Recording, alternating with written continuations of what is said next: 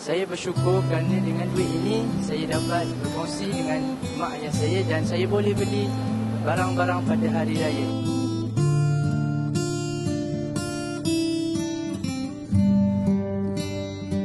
Saya mengucapkan setinggi-tinggi penghargaan dan terima kasih kepada pengarah Politeknik Port Dickson, Tuan Haji Wan Zulkifli, dan pengurusan Politeknik ini atas kesudian menjalinkan kerjasama dan menjadi tuan rumah bagi program Ramadan Madani Yafi pada petang ini.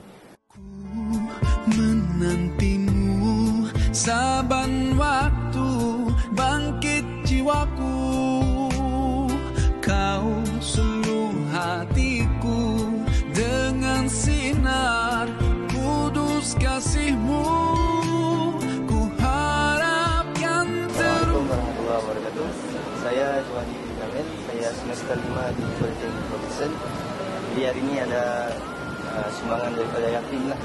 Saya merasakan sangat happy lah sebab ada yang peduli dengan kami. Warahmatullahi wabarakatuh. Saya Ashraf Iskandar bin Khairul Anwar dari kos kecekapan tenaga dan berumur 19 tahun. Terutama sekali terima kasih kepada Yafim kerana memberi sumbangan ini, dan saya dapat maklumat ini daripada organisasi yang rapi yang share pasal Yafim ini.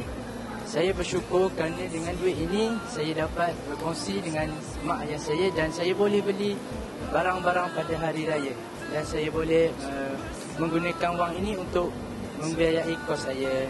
Itu saja. Terima kasih. Ramadan